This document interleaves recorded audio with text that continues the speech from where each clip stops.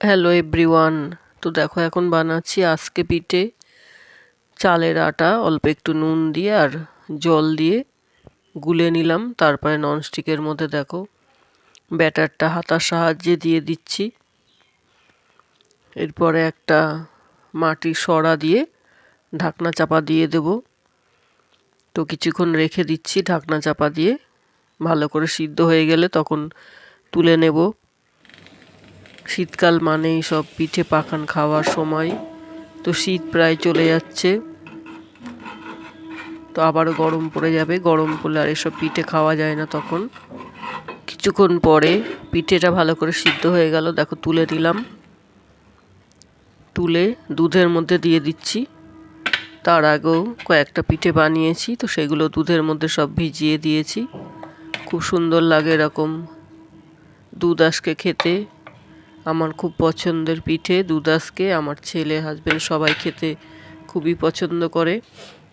একে একে দেখো সব পিঠেগুলো বানিয়ে নিচ্ছি। তো এই পিঠে চালের আটা দিয়েই হয়, আর অন্য কোনো আটা দিয়ে আজকে পিঠে বানানো যায় না।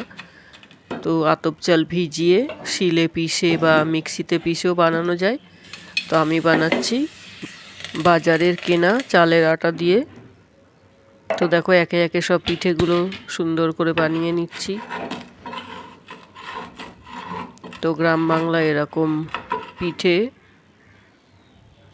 শীতকাল আসলে ঘরে ঘরে সব বানানো হয়। তো দেখো কত সুন্দর করে পিঠেগুলো বানিয়ে নিচ্ছি। তারপরে দুধের মধ্যে ভিজিয়ে দিচ্ছি।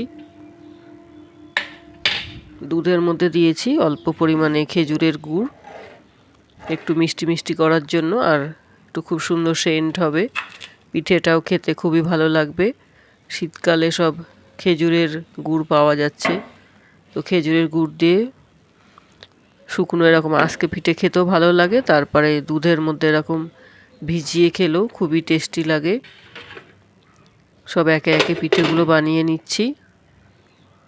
পিঠে বানানোর রেসিপিটা তোমাদের কেমন লাগলো অবশ্যই কমেন্টে বলো। আর কারা কারা এরকম আমার মতো আজকে পিঠে বানিয়ে খাও বাড়িতে, সেটাও কমেন্টে বলো। আমার ভিডিওগুলো যদি তোমাদের ভালো লাগে তো আমার চ্যানেলটাকে সাবস্ক্রাইব করতে পারো। তো আজকে তাহলে আসি বন্ধুরা, দেখা হবে নেক্সট ভিডিওতে। Tata, bye bye.